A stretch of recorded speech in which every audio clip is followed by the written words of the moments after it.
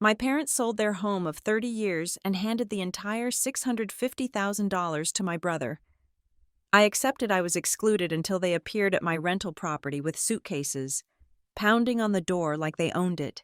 Standing between their entitlement and my terrified tenants, I realized they were invading my life. So I did something that left them speechless and permanently rewrote my role in this family. My name is Hadley Carter, and as I turned my silver sedan onto the quiet, tree-lined pavement of Maple Glen, I felt the familiar tightening in my chest that had nothing to do with the fact that I was 4 months pregnant. It was a visceral, primal warning system I had developed over 3 decades of being the daughter of Ron and Susan Carter. The dashboard clock read 10:15 in the morning, a Tuesday, a time when most people were at work and the world was supposed to be rational. But as my rental property came into view, rationality evaporated. There they were.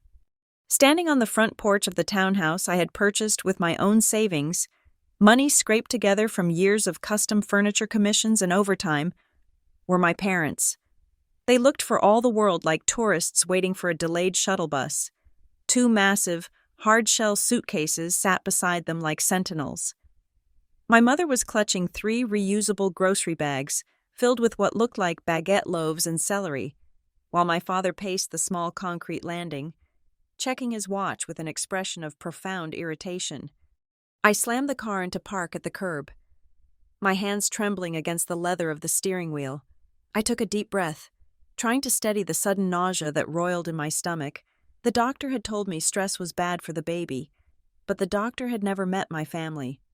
10 minutes ago, I had received a frantic call from Grace, one half of the lovely young couple who had signed a lease with me 6 months ago. Grace was a librarian, soft-spoken and perpetually polite. On the phone, however, she had sounded terrified. "Hadley? Oh my God. Thank God you picked up," she had whispered, and I could hear the muffled sound of frantic movement in the background.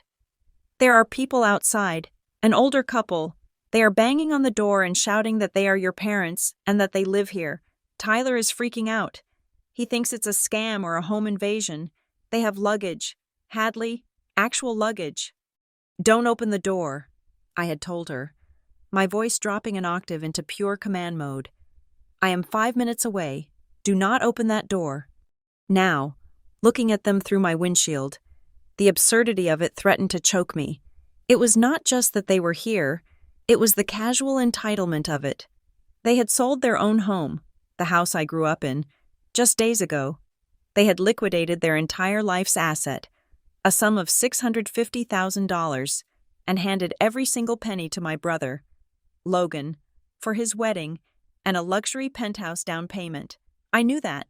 I had accepted that hurt, swallowed it down like broken glass, and tried to move on. But nowhere in that equation had I calculated that they would assume my property was their safety net. I stepped out of the car. The morning air was crisp, but I felt hot, flushed with a mixture of embarrassment and rage. As I walked up the driveway, the sound of my boots on the concrete drew their attention. My mother, Susan, spotted me first. Her face didn't light up with relief. Instead, her mouth pinched into a frown, the same expression she used when I was a teenager and came home 5 minutes past curfew. "You are late, Hadley," she snapped, adjusting the grocery bags in her arms. "We have been standing here for 20 minutes. These people inside are incredibly rude. They won't even open the door to take the bags." I stopped at the bottom of the porch steps, looking up at them. My father, Ron, stopped pacing and sighed, wiping his forehead with a handkerchief. "Finally," he grunted. "I told your mother you probably forgot to give them the notice. Go tell them to clear out. We need to get the suitcases inside before it starts to drizzle. My lower back is killing me." I stared at them, blinking slowly. The disconnect from reality was so severe I almost laughed. "Notice?" I repeated, my voice shaking slightly despite my best efforts to keep it steady. "What notice?" "Dad, this isn't a hotel. These people aren't guests. They are tenants. They have a signed lease." Dad waved his hand dismissively, a gesture I had seen him use 1,000 times to brush away my concerns, my achievements, and my feelings. "Oh, Stop it with the technicalities. It is family property. I am your father. I need a place to stay. And this house is sitting here. Tell them we are moving in. We can give them, 2 days to pack? That is generous. 2 days, I choked out. Dad, you can't just evict people because you feel like it. That is illegal. And more importantly, you have no right to be here. You sold your house. You gave Logan $650,000. Why aren't you at his penthouse? Why aren't you knocking on his door? My mother stiffened, her eyes narrowing. Logan is busy, she said defensively. He has the wedding planning, and the closing on the new place is stressful. We didn't want to burden him right now. Besides, his place isn't ready for guests yet. So you burden me? I asked, the bitterness coating my tongue. You give him the fortune, and you bring me the luggage? Don't be dramatic, Hadley, Mom said, her voice taking on that scolding tone that used to make me shrink into myself. You are being selfish. We are family. Family helps each other. Now unlock the door. The milk in this bag is going to spoil. She took a step toward the door and reached for the handle again, rattling it aggressively. That sound, the metal latch clicking against the lock, the physical violation of the barrier protecting my tenants, snapped something inside me. The old Hadley, the one who spent 30 years trying to buy their affection with obedience, the one who would have apologized to the tenants and tried to facilitate this madness just to keep the peace, died in that moment. She withered away, replaced by a woman who was carrying a child of her own and who realized, with crystalline clarity, that these people were not here to love her. They were here to consume her resources because they had already spent their own on the golden child. Stop, I said. It wasn't a scream, but it was loud enough that my mother flinched and pulled her hand back. Do not touch that door again. At that moment, the front door cracked open about 2 inches. The safety chain was still engaged. Tyler's face appeared in the gap, pale and wide-eyed. He looked from me to my parents, clutching his phone like a lifeline. Miss Carter? Tyler asked, his voice trembling. Is everything okay? Grace is in the kitchen crying. She thinks we're being kicked out.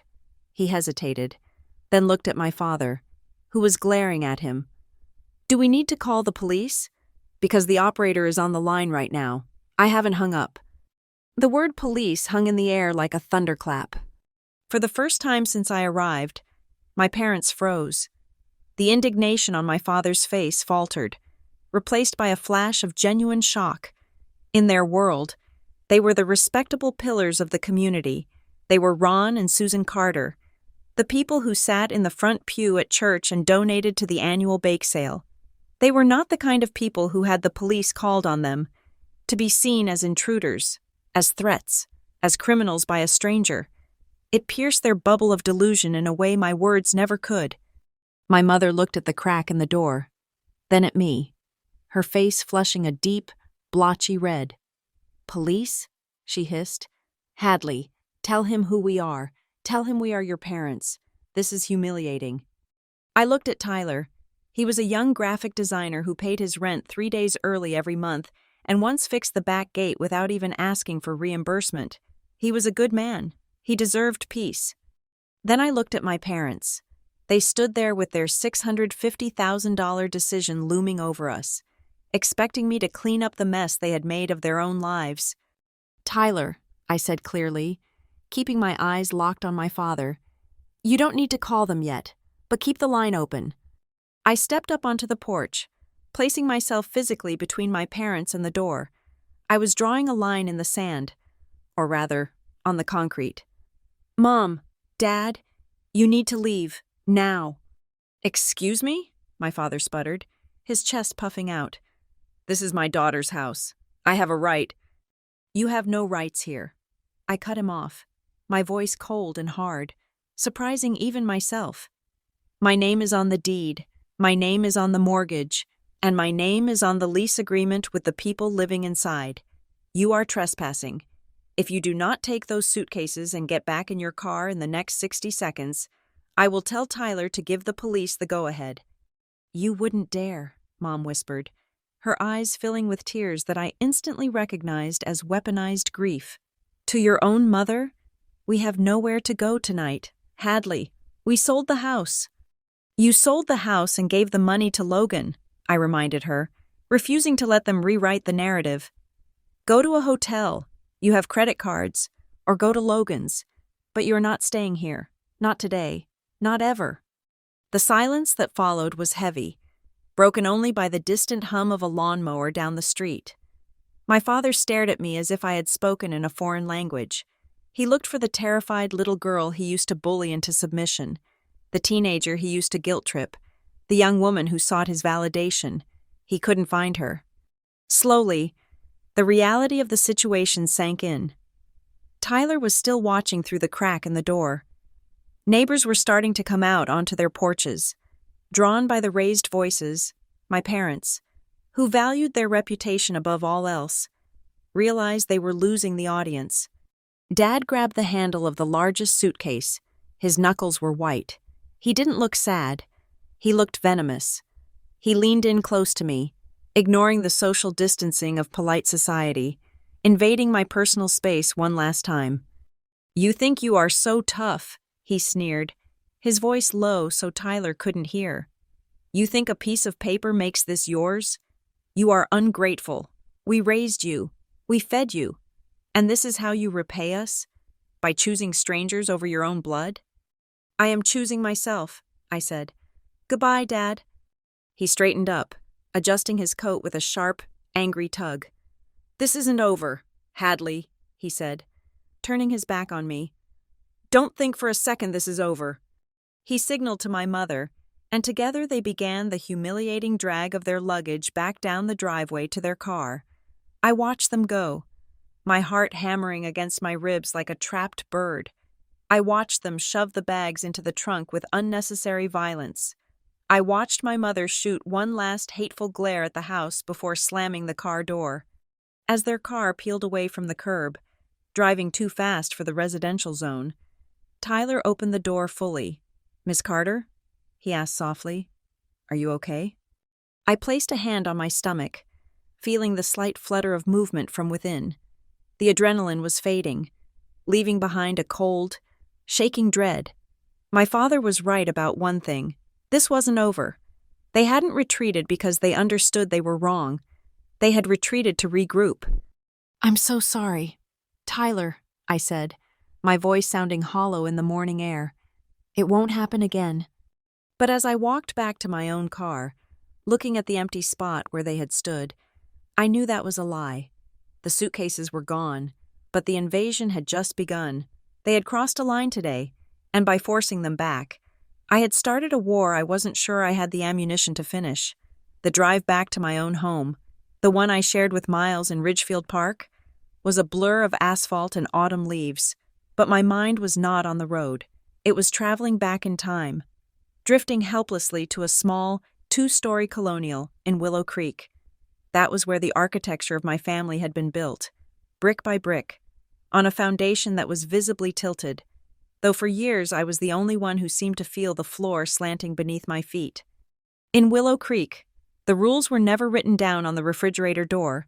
We did not have a chore chart that explicitly stated Logan was exempt from labor while I was expected to serve. It was subtler than that. It was an atmospheric pressure, a silent gravity that pulled all resources, attention, and hope toward my older brother. Logan was 2 years older than me, and from the moment he could hold a ball, he was branded as the investment. That was not a term I used lightly. My parents looked at him not just as a son, but as a stock portfolio that was guaranteed to yield high returns if they just kept pouring capital into it. I remember the year he turned 12. He wanted a specific brand of mountain bike because the cool kids in the neighborhood had them. It cost $400, a significant sum in the 90s. Dad did not blink. He called it necessary for Logan's social development. He said a boy needed to keep up with the pack to learn leadership. That same summer, I asked for $60 to take a watercolor painting class at the community center. Mom had sighed, the sound long and weary, as if I had asked her to donate a kidney. She sat me down at the kitchen table, holding my hands in hers, looking at me with those soft, pleading eyes that I would later learn were a trap. "Hadley, you are the strong one," she had said. "You are so creative. You can figure out how to paint on your own in the backyard. We need to save the budget for Logan's basketball camp. It is crucial for his high school prospects.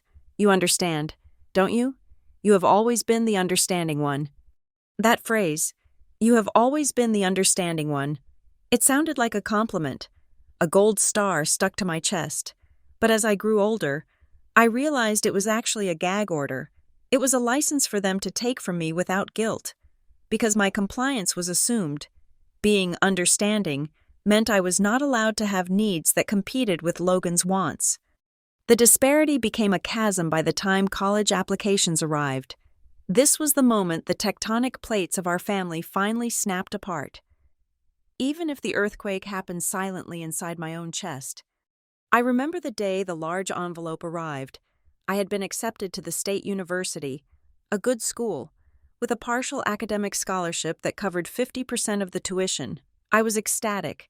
I had worked incredibly hard for those grades, staying up late studying while Logan played video games in the next room. I calculated the remaining cost on a notepad. It was manageable. If my parents could help with just a quarter of the remaining tuition, I could take loans for the rest. I brought the letter to dinner, placing it next to the pot roast like an offering. Dad read it. He nodded. Once, curtly. "Good job. Hadley," he said. Then came the but. There was always a but. Mom cleared her throat, refusing to meet my eyes. She focused intensely on cutting her meat. "Honey, we are so proud," she started, using the tone she reserved for delivering bad news to relatives. "But you know Logan is starting at the private university next fall. The tuition is 3 times what your state school charges." I waited for the rest of the sentence. I waited for them to say, "So we will have to tighten our belts." Instead, Dad finished the thought. "We cannot stretch the finances to cover 2 tuitions. Hadley, we have to prioritize. Logan's program is prestigious. It requires full focus. We cannot ask him to work or take loans that would burden his start in the corporate world.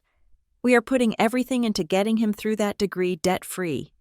I sat there, the acceptance letter suddenly feeling like a heavy stone in my hand. "So, what about me?" I asked, my voice small. "You are resourceful," Dad said, pointing his fork at me. "You can defer a year, or maybe community college for the basics. You will figure it out.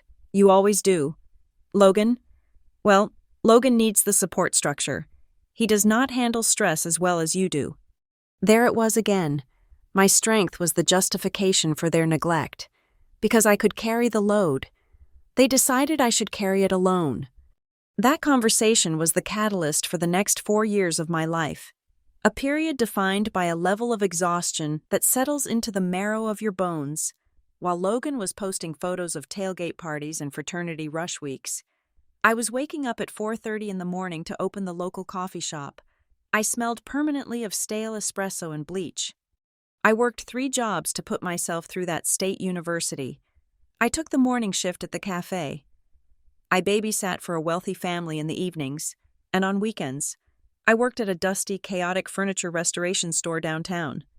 That store, the Woodwright, became my sanctuary. The owner, an old man named Elias, didn't care about my family drama. He cared about whether I could sand a table leg without leaving scratches, while my friends were going to spring break. I was in the back of the shop, covered in sawdust, learning how to strip varnish and mix stains. I learned that wood was honest. If you treated it poorly, it splintered. If you cared for it, it shone. It was the only relationship in my life that made sense. Meanwhile, the phone calls from home were always about Logan. Logan was stressed. Logan failed a midterm because the professor was biased. Logan needed a new laptop because his was too slow for his engineering software. One rainy Tuesday, Mom called me while I was on my break at the furniture store. I was eating a cold sandwich, my hands stained with walnut finish. "Can you believe the pressure poor Logan is under?" she lamented. "He called me last night sounding so tired. I sent him $200 for a massage and a nice dinner. He needs to keep his morale up." I looked down at my own boots, which had a hole in the sole I had covered with duct tape because I could not afford new ones until my next paycheck. I have 3 exams this week. Mom, I said quietly, and I'm working 40 hours. Oh, Hadley, do not compare, she snapped, her voice sharpening. You know you have more stamina. It is a sacrifice. Yes, but families sacrifice for each other. When Logan makes it big, he will remember who supported him. I almost laughed. The idea that Logan would ever look back down the ladder he was climbing to help anyone else was laughable. He was not climbing a ladder. He was being carried up an escalator by my parents, and I was the one greasing the gears with my silence. The finale of this era, the moment that truly sealed my heart shut, was my college graduation. I had done it. I had graduated cum laude with zero financial help from them. I walked across the stage, shook the dean's hand, and felt a surge of pride so fierce it burned. I looked out into the audience. My parents were there, sitting near the back. They checked their watches. They did not bring flowers. After the ceremony, we stood in the parking lot. The sun was beating down on my black polyester gown. Around us, other families were screaming with joy, popping champagne corks, hugging their children, handing over gift bags. Well, that is done, Dad said, loosening his tie. Good timing. We need to beat the traffic. We have a dinner reservation with the Davises back in Willow Creek. The Davises? I asked. Not dinner for me? Mom patted my arm, a gesture that felt more like a dismissal than affection. We can do a cake or something next weekend, dear. But the Davises are important for Logan's internship connections. We have to network. You understand. I watched them get into their car. I stood there, holding my diploma, realizing that in the movie of their lives, I was not even a supporting character. I was an extra, meant to fill the background and not demand lines. Compare that to Logan's high school graduation 2 years prior. They had rented a tent in the backyard. There was a catered buffet. My aunt and uncle flew in from Ohio. There were gifts piled on the picnic table. A new laptop, a watch, cash envelopes. I had spent that entire party refilling the ice buckets and clearing plates, because Mom told me it would help the family look good. But standing in that university parking lot, watching their taillights fade, something shifted. The bitterness did not disappear, but it crystallized into something useful. Fuel. I realized then that if no one was going to build a foundation for me, I would have to pour the concrete myself. If no one was going to buy me a house, I would learn to build one. If no one was going to invest in me, I would become my own venture capital. That was the day the dream of Oakline Studio truly began. It wasn't just about loving furniture. It was about control. It was about creating something that no one could claim credit for but me. The final image of that chapter of my life remains burned into my retinas like a photograph. It was a week after I moved back home temporarily to save for my first apartment. I looked out the kitchen window. Dad was walking Logan to the car. They were heading to a tour of a prestigious graduate school. Dad's arm draped proudly around Logan's shoulders, talking animatedly about the future, about legacy, about how the world was Logan's for the taking. They looked like a king and his prince. I turned away from the window and walked to the local library. I stood in front of the community bulletin board, pushing a thumbtack into a flyer I had printed on cheap paper. Custom furniture repair and refinishing, reliable, detail-oriented, call Hadley. I stared at my name on that small piece of paper. It was not much. It was just a flyer next to an ad for lost cats and lawn mowing services. But it was mine. And as I walked away, I promised myself that one day, my name would mean something more than just the daughter who understands. That day, I decided to stop understanding and start building.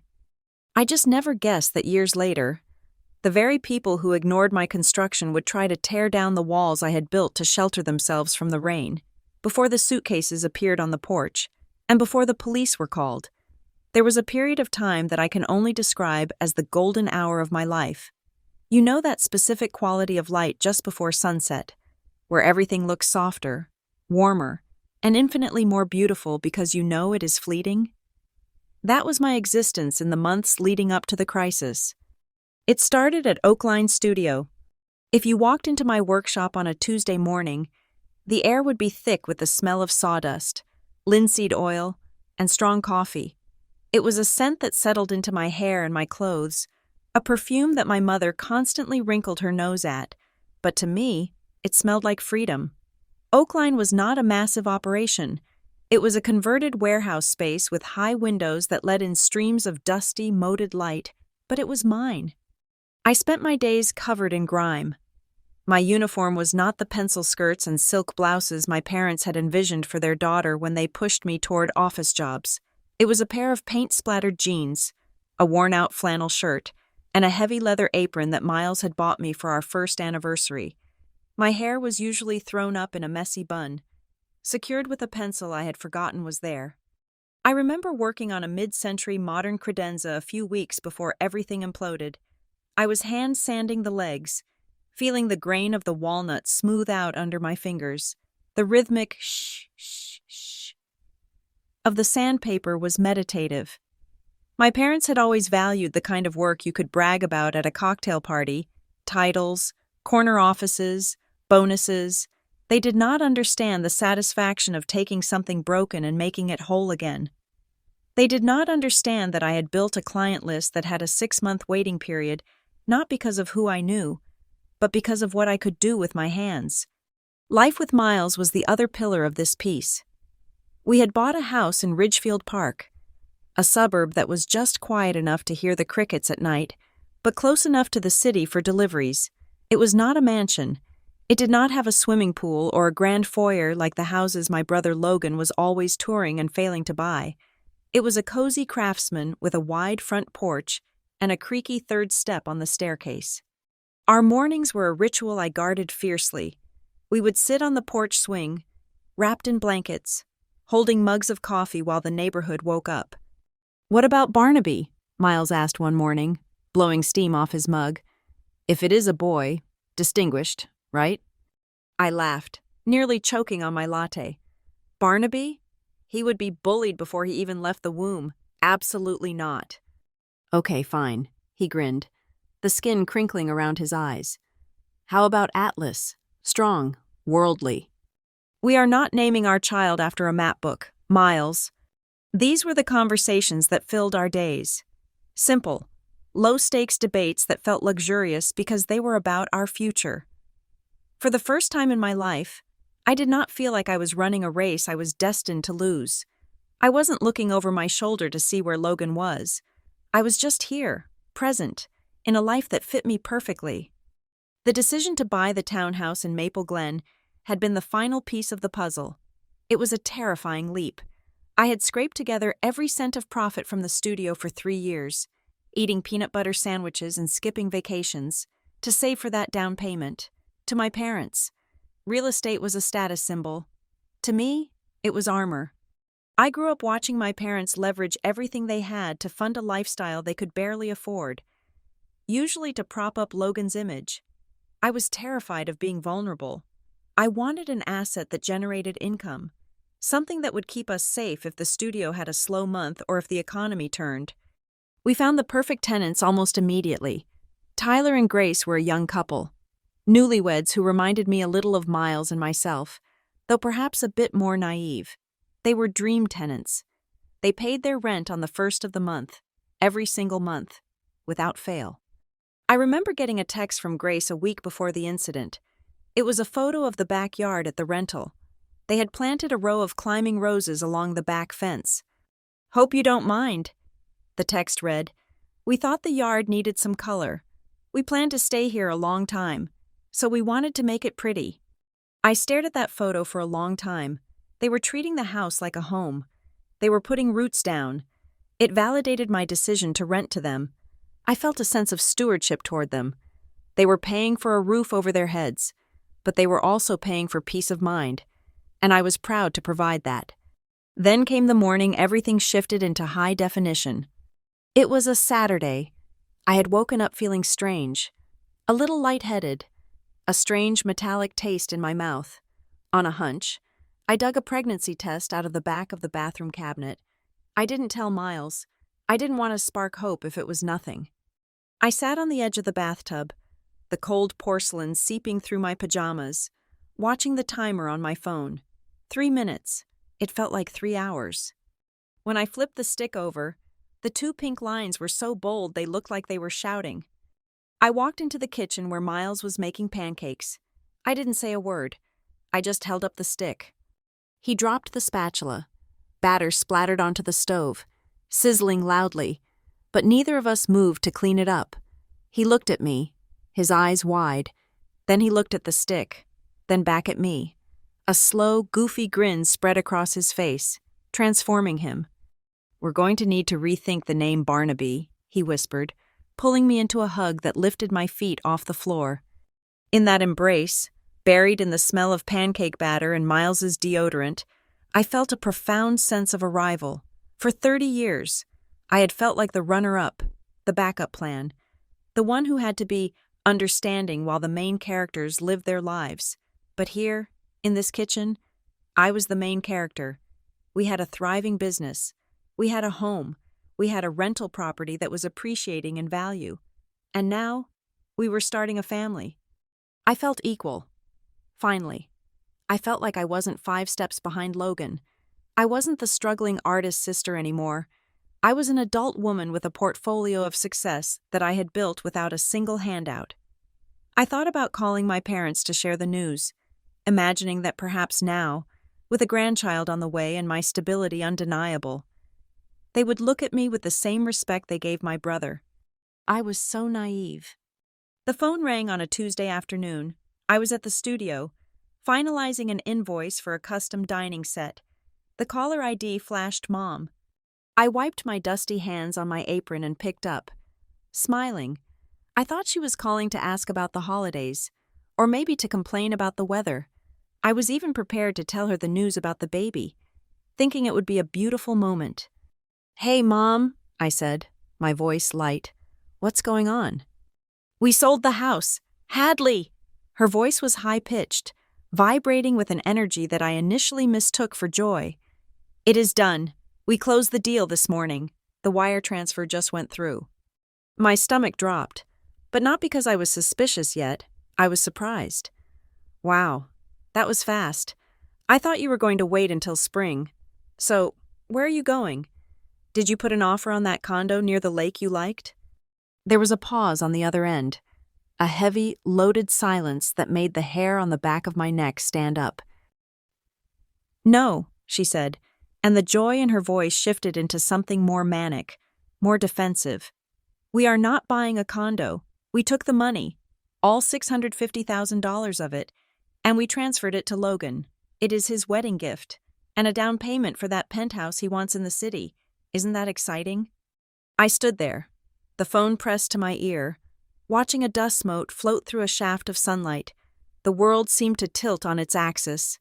$650,000, their entire nest egg, gone, handed over to a man who had never held down a job for more than 2 years. "You gave it all to him?" I asked, my voice barely a whisper. "Mom, what about your retirement? What about where you're going to live?" "Oh, don't be such a worrier." She breezed past my concern, her tone hardening. "We have it figured out. Actually, that is part of why I'm calling. Since the closing was so fast, we need a place to land while we sort out the next steps. We are driving over to Maple Glen right now.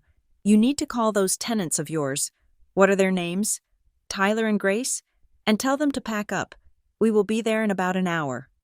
The sound of the sander in the background of the shop seemed to die away, leaving a ringing silence in my ears. The smell of sawdust suddenly felt choking.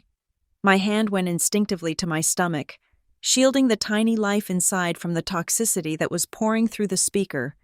"Mom," I said, my voice trembling but growing louder. "You can't be serious."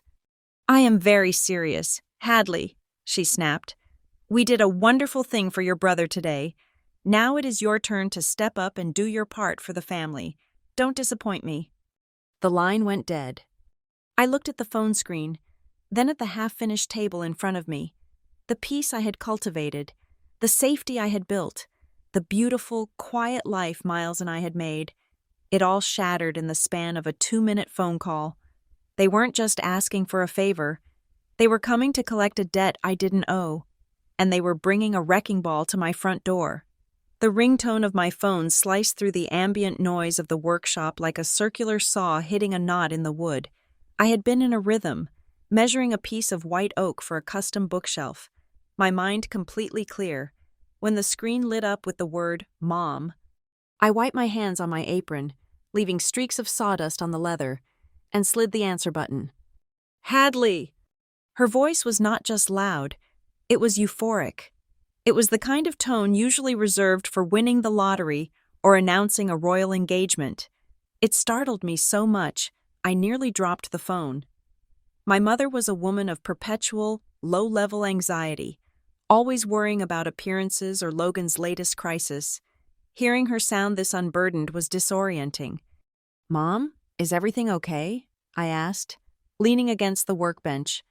"Better than okay," she practically shrieked. "We did it! We sold the house! Can you believe it? A cash offer, no contingencies, 30-day close. We signed the final papers this morning." My knees actually went a little weak, but it was from relief. For years, the house in Willow Creek had been a millstone around their necks. It was too big, too expensive to heat, and full of memories of a time they could no longer afford. I had spent countless nights lying awake, worrying that they would lose it to foreclosure because they kept refinancing to bail Logan out of his various debts.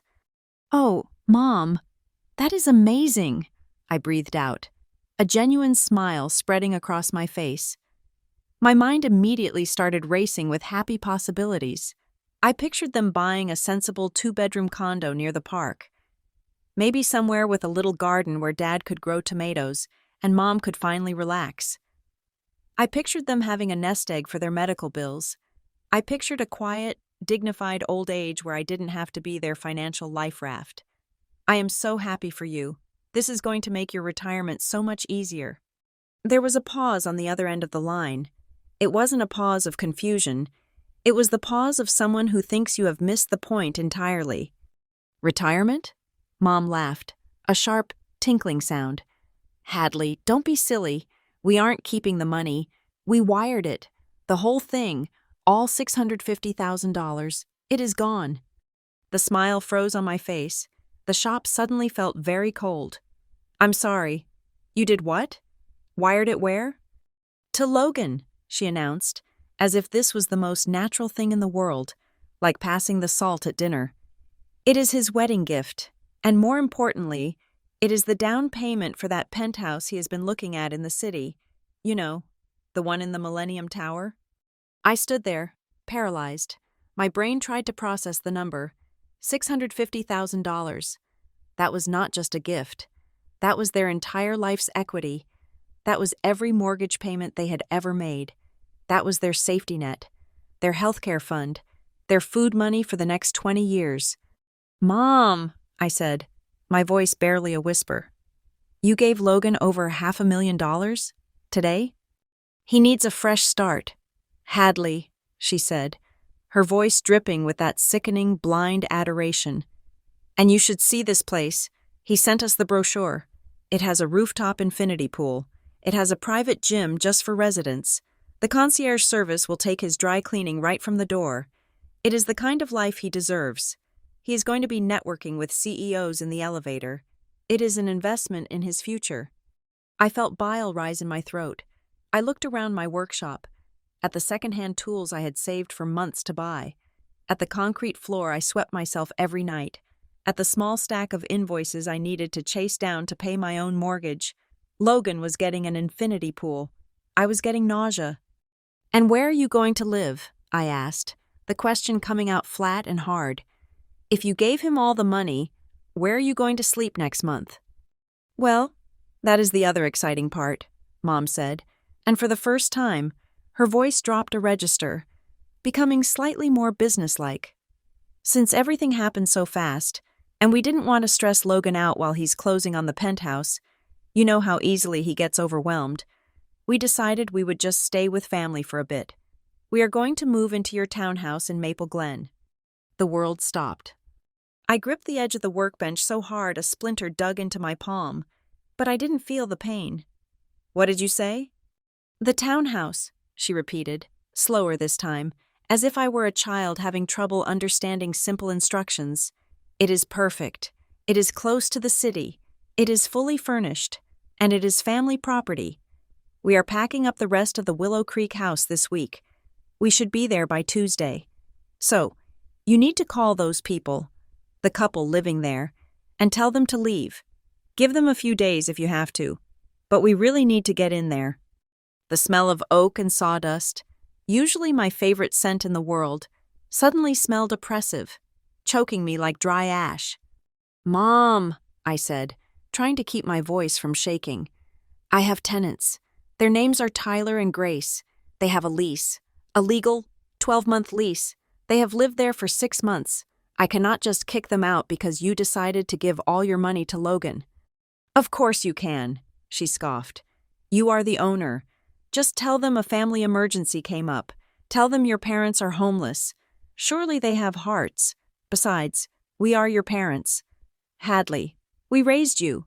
We put a roof over your head for 18 years. Now we need you to do the same for us." "It is illegal," I said, my voice rising. "It is against the law to evict people without cause, and giving my brother $650,000 is not an emergency. It is a choice, a reckless choice." There was a sharp intake of breath on the other end. The happy, lottery-winning tone vanished, replaced by the icy, wounded martyr voice I knew so well. "Reckless?" She spat the word out. "We are securing your brother's future. We are ensuring the Carter name means something in this city. We gave him everything we had because we believe in him. And now, when we ask you for a simple thing, a temporary place to stay so we do not have to sleep in our car, you talk to me about laws? You talk to me about strangers?" "They aren't strangers. They are my tenants," I shouted, startling myself. "And you aren't homeless because of a disaster. You are homeless because you prioritized Logan's rooftop pool over your own survival, and you assumed I would pick up the tab, again." "You have always been jealous of him," Mom said, her voice low and venomous. "Even now, you have your little business. You have your husband. You have 2 houses. Logan has had such a hard time, and the moment he gets a break, you try to ruin it. We are coming on Tuesday. Hadley, handle it. Be the good daughter for once." The line went dead. I stood there for a long time, staring at the phone screen until it went black. My heart was hammering against my ribs, a frantic, terrified rhythm. I felt like I had been punched in the gut. It wasn't just the request. It was the logic. In their minds, my property was not mine. It was a reserve asset for the family, available to be liquidated or commandeered whenever Logan's needs became too expensive for them to cover alone. I couldn't work anymore. I turned off the lights in the shop, locked the heavy metal door, and drove home in a daze. That evening, the house in Ridgefield Park felt different. Usually, it was a sanctuary. Tonight, it felt fragile, like a glass structure waiting for a stone to be thrown. I sat at the kitchen table while Miles made tea. I had told him everything: the sale, the money, the penthouse, the demand. I watched his hands as he poured the hot water. Miles was a calm man, slow to anger, but I saw his jaw tightening, the muscles in his forearm flexing as he set the teapot down. He sat across from me and took my hands. His palms were warm. "Hadley," he said, looking me straight in the eye, "I need to ask you this, and I need you to be honest. Are you going to do it? Are you going to ask Tyler and Grace to leave?" The question hung in the air between us.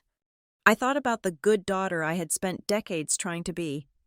I thought about the little girl who just wanted her mom to look at her watercolor painting with the same awe she saved for Logan's basketball trophies.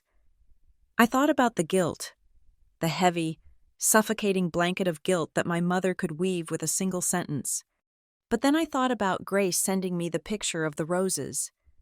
I thought about Tyler fixing the gate. I thought about the lease agreement I had signed, a promise between 2 parties that meant something, and I thought about the baby growing inside me, a child I had sworn to protect from this generational cycle of dysfunction. "No," I said, The word popped out before I even realized I had fully formed it. It was faster than a breath, sharper than a knife. No, I cannot do that. I won't do that. Miles let out a long breath, his shoulders dropping 2 inches. Good, because if you did, we would be destroying 2 innocent people's lives to subsidize your parents' bad decisions, and that is not who we are. They are going to come anyway, I whispered, staring into my tea. You know that, right? Saying no on the phone isn't going to stop them. They don't believe my no is real. They think it is just a negotiation. Then let them come, Miles said, his voice hardening. And we will handle it, but that house in Maple Glen stays with the people who paid for it. I nodded, feeling a strange mixture of terror and resolve. I still held on to a tiny, foolish shred of hope. I thought that maybe, just maybe, once they slept on it, once they looked at their bank account and realized what they had done, they would find a hotel. I thought logic might kick in. I thought they might call Logan and ask him for help, since he was the one with the fortune. I didn't know then that logic had left the building 30 years ago. I didn't know that this phone call was just the opening salvo. I thought I was dealing with a family dispute. I didn't realize I was standing in the path of a tank that had been fueled by $650,000 and a lifetime of entitlement. I will text them in the morning, I said, taking a sip of tea. I will tell them firmly, no eviction, find another place. We will tell them, Miles corrected me. We are in this together. I squeezed his hand, grateful. But deep down, I knew that this was a battle I had to fight. They were my parents. It was my name on the deed, and it was my soul they were trying to foreclose on. I went to bed that night hoping for peace, unaware that by Tuesday, I would be standing on a porch, drawing a line that would cut my family history in half. The morning sun that filtered into my kitchen the next day was deceptive. It was bright and cheerful, illuminating the dust motes dancing in the air. But the atmosphere inside my house was thick with impending doom. I had barely slept, my dreams filled with images of suitcases and broken locks. When my phone lit up at 8:30 in the morning, displaying Mom, I knew the ceasefire was over. I took a deep breath, placed a protective hand over my stomach, and answered. Good morning, Hadley, Mom said. Her voice was not shrill or demanding like it had been yesterday. It was terrifyingly sweet. It was the tone she used when she was trying to convince a neighbor to buy raffle tickets, or when she was explaining to a teacher why Logan hadn't done his homework. It was a performance. Morning, Mom, I said, leaning against the granite counter for support. Listen, honey, she cooed. Your father and I were talking all night. We realized we probably upset you yesterday, and we are so sorry. We forgot how emotional you can get when you are hormonal. Pregnancy brain is a real thing, isn't it? It makes everything seem so much bigger and scarier than it really is. My grip on the phone tightened. She was gaslighting me. She was rewriting my valid legal and moral boundaries as a symptom of my biology. Mom, I said, keeping my voice steady. My hormones are fine, my brain is fine, and my answer is still the same. You cannot move into the Maple Glen house. Tyler and Grace have a lease. Oh, Hadley, don't be so rigid, she laughed lightly, a sound that grated on my nerves like sandpaper. This is a simple situation. We are family. They are strangers. You are just overthinking it because you are stressed. We can be there by noon. I will bring that lasagna you like. We can have a nice family dinner, and Dad can explain everything to those tenants. They will understand. People are generally good when you explain that parents need a home. They have a home, I said, cutting through her sweetness. They are paying for it. You had a home. You sold it yesterday. The sweetness evaporated instantly. There was a shuffling sound on the other end of the line, and then my father's voice boomed through the speaker. He didn't bother with pleasantries. I am disappointed in you, Hadley, Dad said. His voice was deep, resonant, the voice of the patriarch who was accustomed to being obeyed. I thought we raised you better than this. I thought we raised a daughter who understood the meaning of duty. Duty? I repeated, feeling my heart rate climb. Dad, I have a duty to the people I signed a contract with. I have a duty to the laws of this state, and honestly, I have a duty to myself and my baby not to get sued." "Don't you talk to me about laws," he snapped. "We are talking about blood. Your mother and I sacrificed everything for you kids. We worked double shifts. We went without vacations. We put food on the table for 18 years so you could grow up strong and independent. And now, when we are in a transition period, when we need a tiny bit of help, you slam the door in our faces? It is shameful." I closed my eyes. "You aren't in a transition period. Dad, you are in a crisis of your own making. You gave Logan $650,000. That is not a sacrifice for me. That is a sacrifice for him. Why isn't he housing you? Why isn't he renting you a hotel suite?" "Leave your brother out of this," Dad warned, his voice dropping to a growl. "He is starting a new life. He has appearances to maintain.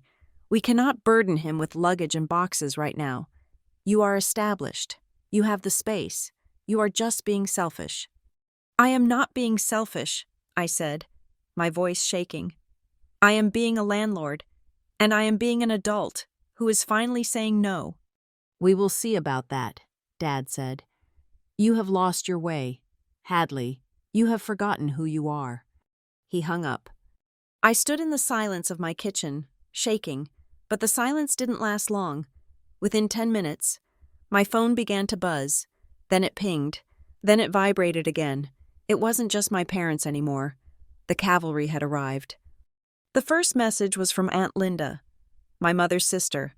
Linda lived 3 states away and hadn't called me on my birthday in 5 years. "Hadley, I just got off the phone with your mother. She is in tears. I cannot believe you would leave your own parents homeless.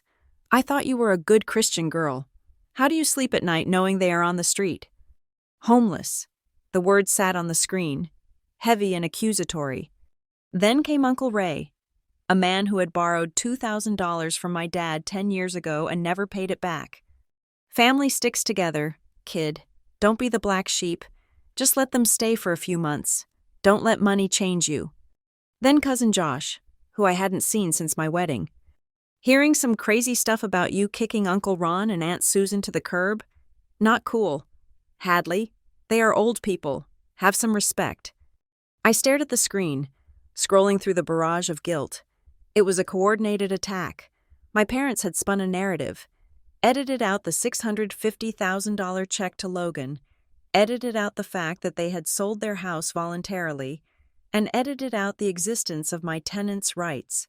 In their version of the story, I was the villainous daughter hoarding wealth while her elderly parents wandered the streets with their belongings in trash bags.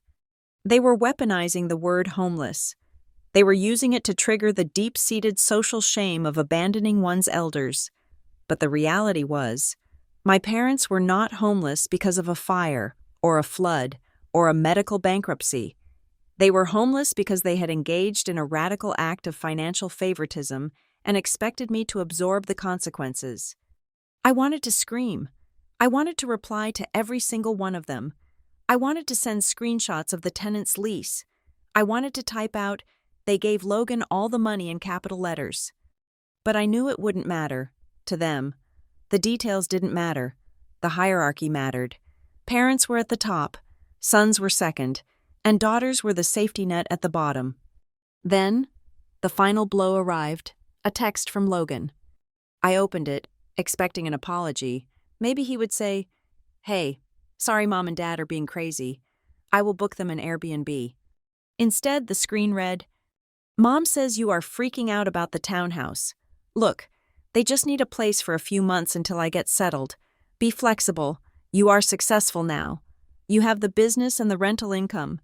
You can afford to take a hit for the team. Don't make this harder than it needs to be." I dropped the phone on the counter with a loud clatter. Be flexible. Take a hit for the team. That was it. That was the summary of my entire existence in the Carter family. Logan was the star player, and I was the defense, expected to throw my body in front of the bus so he could score a touchdown. He had just been handed a fortune, enough to buy 2 houses in most parts of this country, and he was lecturing me about flexibility. He was asking me to destroy the lives of Tyler and Grace so his settling in period wouldn't be inconvenienced by his parents' presence. I stood there, breathing hard. My hand went to my stomach again. I thought about the baby growing inside me. This child was hearing my heart race. This child was feeling the cortisol spike in my blood. "No," I whispered to the empty room. "Not you.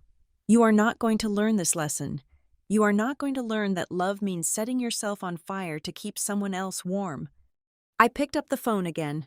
I didn't reply to Aunt Linda. I didn't reply to Uncle Ray. I didn't reply to Logan. Instead, I opened a group chat that included my parents, Logan, and the most vocal aunts and uncles. My hands were trembling, not from fear, but from the adrenaline of finally cutting the cord. I typed, "Since there seems to be some confusion, let me be clear. Mom and Dad voluntarily sold their home yesterday. They voluntarily wired the entire proceeds of $650,000 to Logan. They have chosen to leave themselves with zero housing funds. I have a legal contract with the tenants in my property that prohibits eviction without cause. I will not break the law, and I will not ruin the lives of a young couple to fix a financial crisis you created on purpose. If you continue to harass me, I will block you all." I hit send. Almost immediately, the responses started bubbling up. Legal contract? We are talking about family. Laws are made by people. Family is from God. You are cold, Hadley. Just kick them out. Nobody cares about a lease when your parents are suffering. They didn't get it. They refused to get it. They believed that the biological tie superseded every other obligation on earth, legal, moral, or ethical. They believed that because they gave me life, they owned my life. I felt a profound shift inside me. It was like a heavy coat sliding off my shoulders. For years, I had tried to explain, to justify, to make them see my side. I realize now that it was impossible. You cannot explain colors to someone who refuses to open their eyes. I put the phone on Do Not Disturb. The buzzing stopped. The silence returned to the kitchen. I was the bad guy. I was the ungrateful daughter. I was the cold-hearted landlord. And for the first time in my life, I was okay with that. Because if being the good daughter meant participating in this insanity, then I would rather be the villain. I walked over to the fridge and poured myself a glass of water. The cool liquid felt grounding. They thought this was a negotiation. They thought they could bully me into submission with a few guilt trips and some flying monkeys. They didn't realize that by attacking me from all sides, they hadn't broken my resolve. They had hardened it into diamond. "Come and try," I said to the silent phone. "Just try." The silence in the kitchen after I put my phone on Do Not Disturb was heavy, but it didn't last. Around 2 in the afternoon, the screen lit up again. I glanced at it, ready to ignore another flying monkey sent by my mother, but the name on the screen made me pause. Melissa. My cousin Melissa was the Switzerland of our extended family. She was the daughter of my dad's older brother, a pragmatic accountant who usually stayed as far away from the Carter family drama as possible. She never posted inspirational quotes on Facebook, and she never got involved in the group chat wars. If Melissa was calling, something was actually wrong, or she had information that she couldn't type out. I slid the unlock bar and held the phone to my ear. "Melissa?" "Hey, Hadley," she said. Her voice dropped to a hush, as if she were hiding in a closet. "Listen, I don't have much time, and if anyone asks, we didn't speak. I'm not getting dragged into the mud pit Aunt Susan is digging, but I saw the group chat, and, well, there is something you need to know." My grip on the phone tightened. "What is it?" "You know how your mom said they wired the $650,000 because it was a wedding gift?" Melissa asked. "And how they are painting it like this grand gesture of generosity?" "Yeah," I said, feeling the bitterness rise again. "To help him buy the penthouse." "It wasn't a gift. Hadley, it was a rescue mission," Melissa said, her voice sharp with the thrill of unauthorized truth-telling. "My dad was looking at some of the preliminary paperwork for Logan a few weeks ago because Logan asked him for advice on tax shelters. The banks turned him down. Hadley, all of them." I blinked. processing this. What do you mean turned him down? Logan always talks about how much he makes from his consulting gig. Consulting gig, Melissa scoffed. He has sporadic income at best, no W-2s, no consistent cash flow, and his credit utilization is through the roof. The underwriters laughed him out of the room. He couldn't get a mortgage for a doghouse, let alone a luxury penthouse in the city. The only way he could close on that property was with an all-cash offer. That is why your parents sold their house so fast. That is why they wired everything. If they hadn't, Logan would have lost the contract and his deposit. The pieces of the puzzle clicked together with a sickening sound. The urgency, the cash offer on their own home, the sudden homelessness. It wasn't just poor planning, it was desperation. They had liquidated their own stability to cover up the fact that their golden child was unbankable. So, I said slowly, if that deal falls through, or if there is a problem with the closing, then the money is stuck, Melissa finished for me. Or worse, knowing Logan, he might just spend a chunk of it on closing costs that are actually just credit card bills. Your parents are broke. Hadley, actually broke. That is why they are pushing so hard for your townhouse. They don't have the liquidity to rent a hotel for a month. I felt a cold chill run down my spine. It was one thing to be taken advantage of. It was another to realize you were the backup generator for a sinking ship. There is something else, Melissa said, and her voice softened, losing its investigative edge and becoming more sympathetic. I wasn't sure if I should mention this, but since we are airing out the dirty laundry, do you remember when we were kids and Uncle Ron used to talk about the college fund? Yeah, I said. He told me the market crashed and they lost it all right before I graduated high school. That is why I had to work 3 jobs. The market didn't crash that year. Hadley, the market was up 12%, Melissa said gently. My dad managed that fund for them originally. It was a joint trust. Half for you, half for Logan. It was legally set up that way. But when Logan got into that private high school, the one with the equestrian program, your dad liquidated the whole thing. He forged the withdrawal documents to make it look like it was for family emergency medical expenses, so he wouldn't get hit with penalties. He drained your half to pay for Logan's riding boots and tuition. I stood frozen in my kitchen. I remembered that year. I remembered wearing hand-me-down sneakers while Logan went on a ski trip with his class. I remembered my dad sitting me down, looking somber, telling me that bad investments meant I had to be a big girl and pay my own way. He lied, I whispered. He looked me in the eye and lied. He said something to my dad once, Melissa continued, and I could tell she was hesitating, weighing whether this would hurt too much. He said, "We named the fund for both of them to keep the peace, but everyone knows who the real investment is. Hadley is a survivor. She will figure it out. Logan needs the runway." I heard him say it. Hadley. I was 12, sitting on the stairs. I thought you knew. I didn't know, or maybe, deep down, I had known, but I had never let myself look at the monster directly. I had always told myself they were just bad with money, or that they loved us equally but differently. Hearing it laid out like that they had stolen my future to pad Logan's present, felt like a physical blow. Suddenly, a memory from 3 years ago surfaced, sharp and vivid, triggered by Melissa's words about forged documents. It was a Sunday afternoon. I had just started making real money with Oakline Studio. Dad had come over for coffee, which was rare. He had brought a folder with him. "Just a formality," he had said, sliding a stack of papers across the table. "We are doing some renovations on the house. New roof, updated siding. The bank just needs a character witness signature because I am retired now. It is nothing. Just saying I am a good guy." He had laughed, that booming, confident laugh. He had flipped to the back page, pointing to a line marked with a sticky note. "Sign here, kiddo." I had reached for the pen. I trusted him. He was my dad. But something, maybe the way his foot was tapping nervously under the table, or the way he didn't offer to let me read the rest of the document, made me pause. "Let me just scan it," I had said.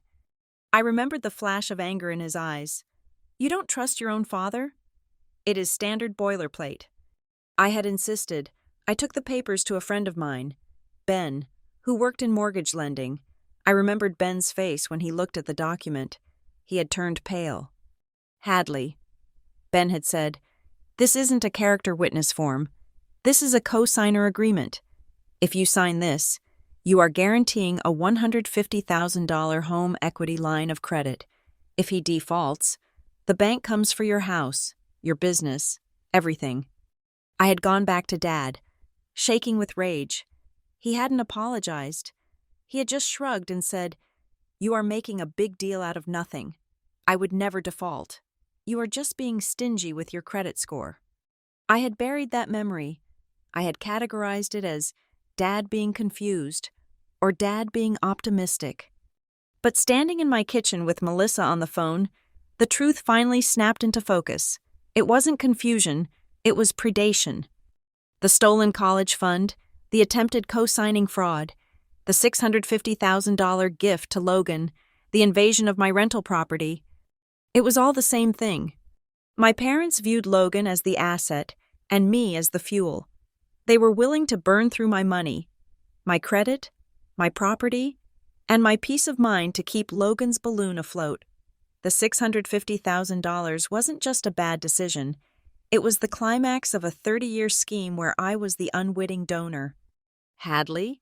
Melissa's voice brought me back to the present. "Are you still there?" "I'm here," I said. My voice sounded different to my own ears. It was colder, heavier. "Thank you. Melissa, seriously, you have no idea how much I needed to hear that." "Just protect yourself," she said. "They are desperate, and desperate people do crazy things. Don't let them in that house." "I won't," I said. I hung up the phone and looked out the window at the peaceful street. A squirrel was running along the fence. The world looked the same, but the lens through which I viewed it had shattered. For the last 24 hours, I had been feeling guilty. I had been wondering if I was being too harsh. I had been worrying about their feelings. Now that guilt evaporated. In its place was a steely, cold resolve. They hadn't just sold their house. They had gambled their survival on a lie. And now they were coming to my doorstep not to ask for help, but to harvest the resources they felt they were owed. If I let them into the Maple Glen house, they would never leave. They would drain me dry, just like they drained that trust fund.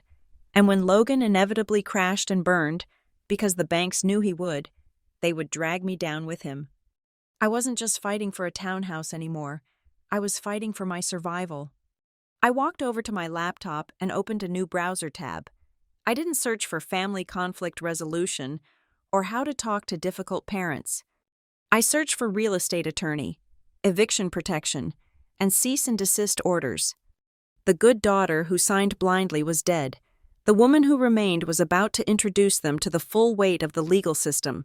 They wanted to play games with assets and contracts? Fine, we would play. But this time, I was the one holding the pen. The house was silent. But it was not the peaceful silence of a sleeping home. It was the charged, electric silence of a war room before a strike. Miles was asleep upstairs, exhausted from a day of trying to keep me calm. But I was wide awake. I sat at the kitchen island, the blue light of my laptop screen the only illumination in the room. I opened a blank document. My fingers hovered over the keyboard for a moment, trembling slightly, not from fear, but from a surplus of adrenaline. Then, I began to type. I named the file Timeline, Parents and Maple Glen Property. For 30 years, my family had operated on oral history, on feelings, on he said, she said, and on the convenient amnesia that allowed them to rewrite reality to suit their needs. Tonight, I was ending that. I was going to create a paper trail so undeniable that no amount of guilt-tripping could erase it. I started with the date of the house sale. I wrote down the exact sale price I had found on the public listing records. I wrote down the date and time of the wire transfer to Logan, the $650,000 that had vanished into the ether of his bad decisions. I transcribed the voicemail my mother had left me, the one where she admitted they had given him everything. I documented the date they showed up at the townhouse with suitcases. I documented the time of the police interaction. It was clinical, it was cold, and it was incredibly grounding. Next, I reached into my bag and pulled out the physical copy of the lease agreement I had signed with Tyler and Grace. I grabbed a yellow highlighter. I scanned the pages until I found the clause I was looking for. Clause 14. Quiet enjoyment. The landlord covenants that on paying the rent and performing the covenants herein contained, the tenant shall peacefully and quietly have, hold, and enjoy the demised premises for the agreed term. I highlighted it until the paper was wet with neon ink. Quiet enjoyment. It was a legal term, but it felt like a moral imperative. My parents were not just annoying me, they were actively soliciting me to breach a contract. They were asking me to break the law. The next morning, at 9 o'clock sharp, I walked into the office of Ramirez and Associates. Maria Ramirez was a real estate attorney who had helped me with the closing on the Maple Glen house. She was a woman who wore sharp blazers and did not have time for nonsense. I laid the stack of papers on her mahogany desk. I showed her the timeline. I showed her the lease.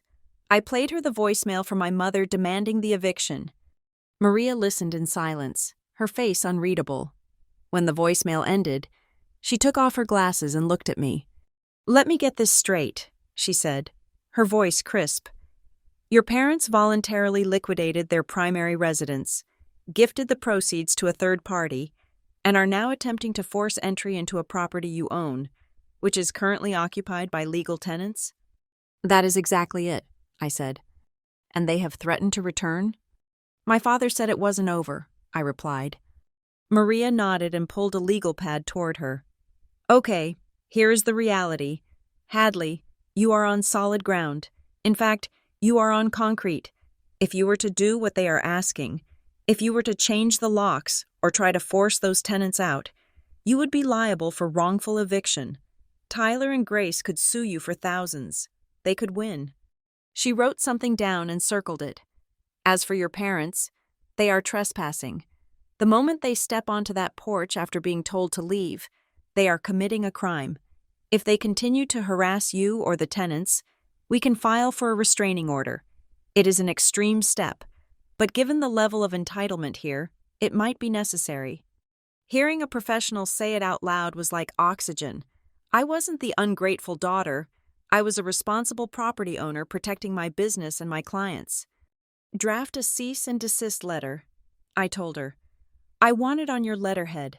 I want them to know that if they show up at Maple Glen again, or at my home in Ridgefield Park, the next conversation they have will be with a judge." "Consider it done," Maria said. I left her office feeling lighter than I had in days, but I had one more stop to make, digitally speaking. I drove to a coffee shop, ordered a black coffee, and opened my laptop again. I navigated to the family email chain, the one that had been blowing up my phone with accusations of elder abuse and selfishness. Aunt Linda, Uncle Ray, Cousin Josh, and about 10 others were on there, all CC'd, all piling on. I didn't reply to their insults. I didn't try to defend my character. I simply laid out the facts. Subject: the reality of the situation. Dear family, I am writing this once to clarify the misinformation circulating about my parents' housing situation. Here are the facts, supported by public record and documentation. 1. Mom and Dad sold their home on Tuesday for market value. 2. They chose to wire 100% of the proceeds, $650,000, to Logan for a luxury penthouse purchase. 3. They retained zero funds for their own housing, despite knowing they had nowhere to go. 4. They demanded I illegally evict a young couple with a valid lease so they could move into my rental property for free. I cannot and will not break the law to fix a financial crisis they created voluntarily. My tenants have a legal right to remain in their home. However, since so many of you are deeply concerned about my parents having a place to stay, I am assuming you are volunteering your own guest rooms. I have attached a list of your addresses below. Please reply all to let Mom and Dad know which of you will be hosting them for the next 6 months. I am sure Aunt Linda, with your 4-bedroom house, or Uncle Ray, with your finished basement, will be thrilled to step up where I cannot. Sincerely, Hadley. I hit send. The satisfaction was immediate. but I knew the real payoff would come later. By the next morning, the silence was deafening. I checked my inbox. Nothing. I checked the group chat. Nothing. Aunt Linda, who had been so vocal about Christian charity, did not reply to offer her guest suite. Uncle Ray, who had lectured me about family sticking together, did not volunteer his basement. Cousin Josh went completely dark. It was exactly what I expected. They were generous with their opinions, but they were misers with their actual resources. It was easy to tell me to sacrifice my income and my legal standing, but the moment the burden was shifted to them, the moment they had to actually do something, they vanished like smoke. Their silence was my vindication. It proved that this wasn't about moral outrage. It was about convenience. They wanted the problem fixed, and they wanted me to be the fix, because that was the role I had always played. By refusing to play, I had exposed their hypocrisy for everyone to see. But I wasn't done securing my perimeter. That afternoon, I logged onto the Secretary of State's website. I had been meaning to do this for a while for tax purposes, but now it was a matter of survival. I initiated the paperwork to transfer the deed of the Maple Glen townhouse from my personal name into a limited liability company. I named it Oakline Holdings, LLC. It was a bureaucratic maneuver, but it was psychologically powerful. By moving the house into an LLC, I was removing it from the realm of personal property. It wasn't Hadley's house anymore. It was a corporate asset. It was a business entity. If my parents wanted to claim it was family property, they would have to argue with a corporation. If they wanted to sue for access, they would have to sue a company, not their daughter.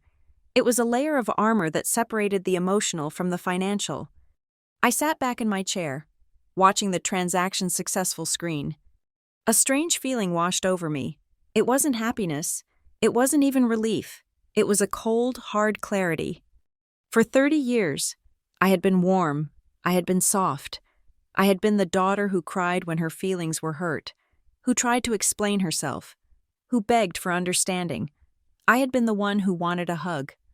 That Hadley was gone. The woman sitting in this chair was cold. She was calculating. She was looking at her family not as people she needed to please, but as liabilities she needed to manage. I placed my hand on my stomach. The baby kicked, a tiny flutter against my palm. "I got you," I whispered.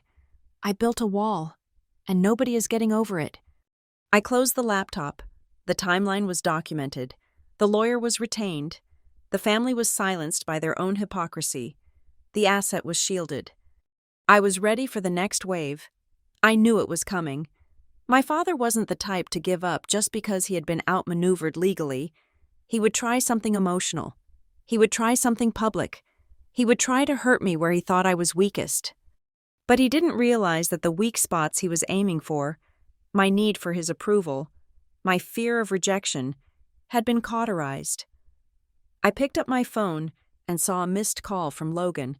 I didn't listen to the voicemail. I just deleted it.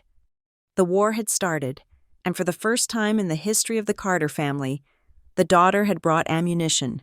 The weekend arrived with a deceptive calm, a soft blanket of gray clouds hanging over Ridgefield Park that promised rain but delivered only a cozy, enclosed feeling.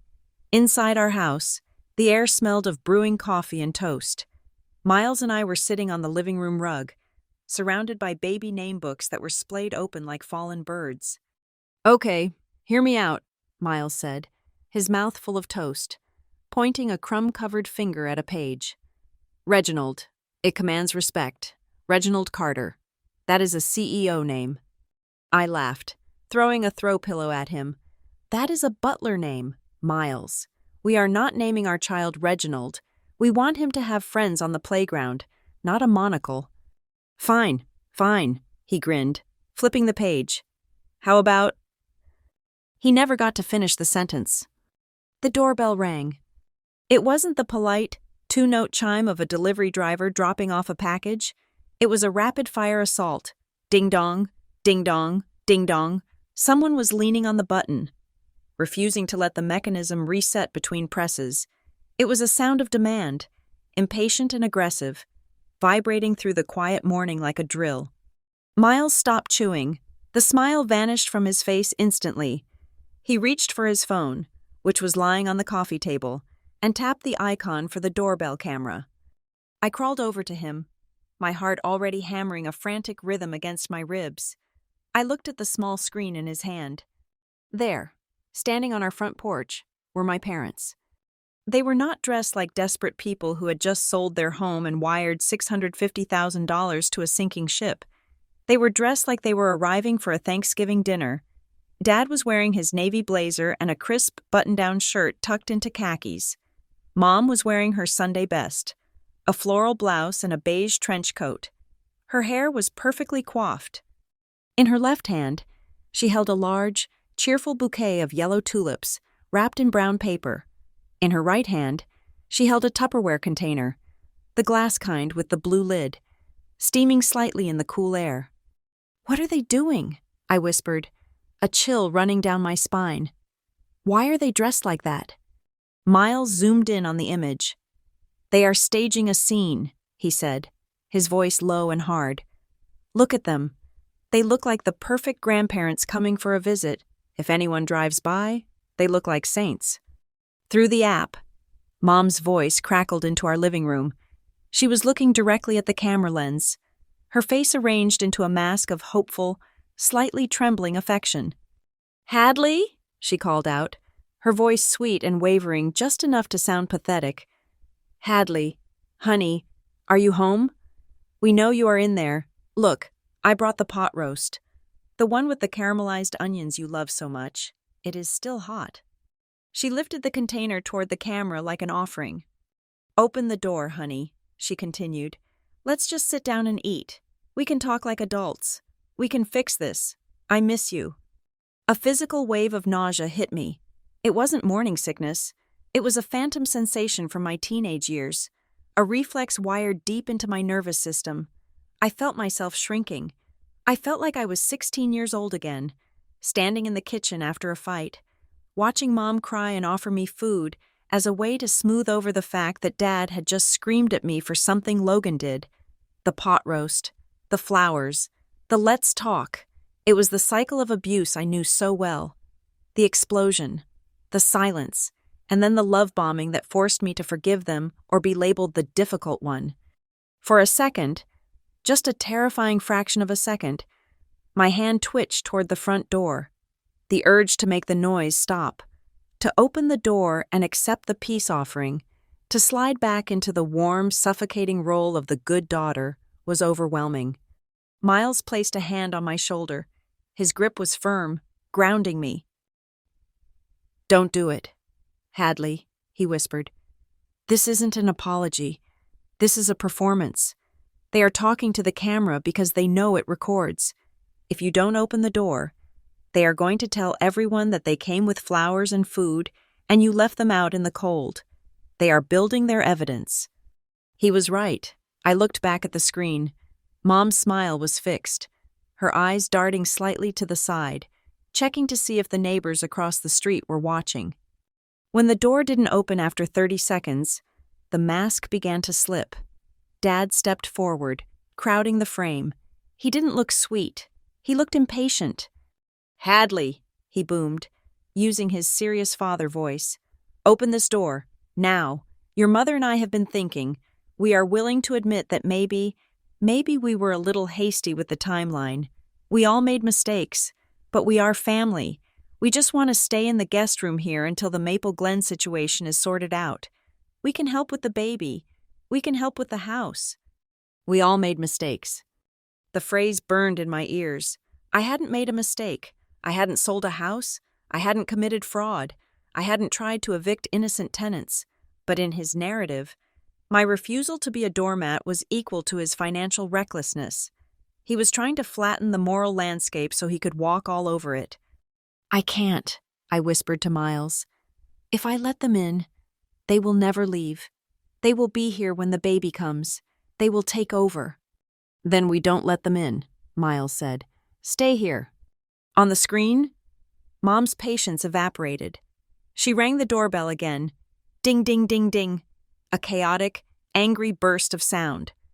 "Hadley!" she shouted, and the sweetness was gone, replaced by the shrill tone of a woman losing control of her puppet. "This is ridiculous! I am your mother. You are pregnant. For God's sake, how can you be so cold? Are you going to raise my grandchild to be this heartless? We are standing here with gifts." She was weaponizing my unborn child. She was trying to preload guilt into my parenting, suggesting that my boundaries were actually a character flaw that would damage my baby. "Open the door!" Dad yelled, slamming his hand against the wood. The thud shook the entryway. "If you don't open this door, we are going to stand here all day. We will stand here until your neighbors come out to see what is going on. Do you want that? Do you want Mrs. Higgins next door to see your parents begging on your porch? Think about your reputation. Hadley."